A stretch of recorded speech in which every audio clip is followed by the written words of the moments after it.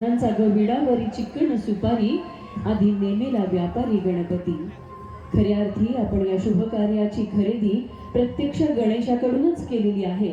म्हणूनच तर आपण प्रत्येक गोष्टीच्या खरेदीवर किमान 1 रुपया, 11 रुपये, 21 रुपये जास्त दिलेले आहेत, कारण समोरचा व्यापारी कोणी व्यक्ती नसून तो एक गणेश आहे। म्हणूनच आपल्या हिंदू संस्कृतीमध्ये शुभ कार्याच्या खरेदीला 1 रुपया, शेवट 0 असू नये म्हणून 1 रुपया जास्त देण्याची पद्धत असेल का मंडळी? आधी मूळ धाडा कुलस्वामी बोलवा, आशीर्वाद द्यावा पंगती जेवताना।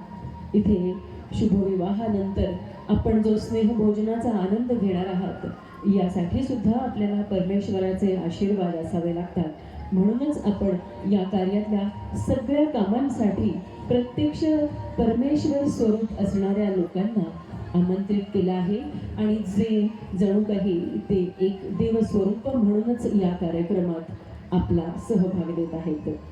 मांडवाच्या दारी ओल्या हळदीचं वाळवण, नवऱ्या मुलाला घाला जंगी केळवण। कित्येक केळवण करून डाएटवर असणारा नवरा मुलगा सुद्धा आता त्याचं नकळत वजन वाढलेलं असतं। तो कोणाचा तरी जावई झालेला आहे, कोणाचा तरी मामा झालेला आहे, आणि आता खऱ्या अर्थी संसाराला सुरुवात झाल्यानंतर एकटा असणारा प्रसाद आता दिव्यासोबत चालताना त्याला आयुष्याची वाट सुकर, समृद्ध आणि अगदी आनंदी वाटणार आहे। वरमाईच्या हाती शोभे हळद कुंकवाची वाटी, मुहूर्ताला झाली दाटी देवदेवतांची। इथे मंगल कार्याच्या पूर्वी देवक बसवलं, हळद कुंकू यांचा सडा म्हणला।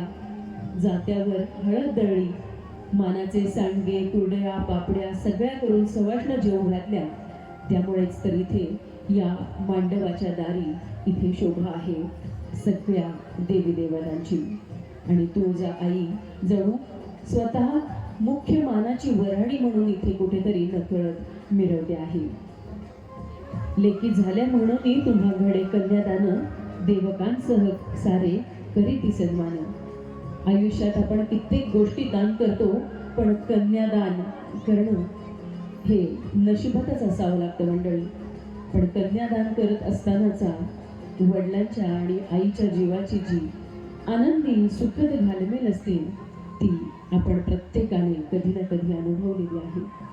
आपल्या प्रत्येकाच्या घरी कन्या आहे, आणि आपण नशिबाने आहोत म्हणून परमेश्वराने एक परी आपल्या घरी दिली आहे, आणि तिची सगळी हौस पुरेपूर पुरवून आपण आज तिला निरोप देणार आहोत, तिच्या हक्काच्या घरी जाणार आहे। आणि तेव्हापासून आपली लाडकी दिव्या आता माहेरी 4 दिवसाची पाहुणे म्हणून येणार आहे, पण तिकडच्या घराची मात्र ती गृहस्वामी, गृहलक्ष्मी म्हणून आयुष्यभर मिरवणार आहे। सारवल्या भिंतीवर काढील स्वस्तिक, तुझ्या लग्नाचं कौतुक कन्याराणी। स्वस्तिकाशिवाय कोणत्याच कार्याची सुरुवात होत नाही मंडळी।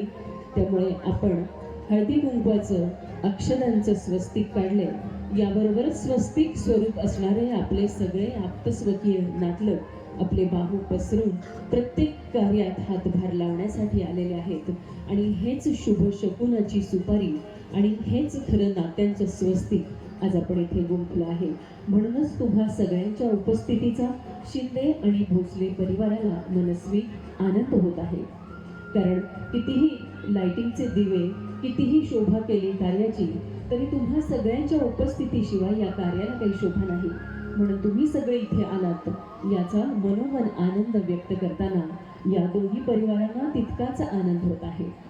इथे उपस्थित असणाऱ्यांपैकी कोणी नाही ज्येष्ठ, कोणी नाही कनिष्ठ, कोणी नाही ज्येष्ठ, कोणी नाही कनिष्ठ, तुम्ही सगळेच आहात शिंदे आणि भोसले परिवारासाठी अंतरीतले आप्तेष्ट। त्यामुळे कोणत्याही गोष्टीचा राग नसावा, तुम्हा सगळ्यांच्या स्नेहाचा, प्रेमाचा लोभ या दोन्ही परिवारांच्याकडे असाच सदैव राहावा, या देखील शुभेच्छा आपण आणि हे देखील आशीर्वाद या क्षणी आपण इथे परमेश्वर चरणी मागूया।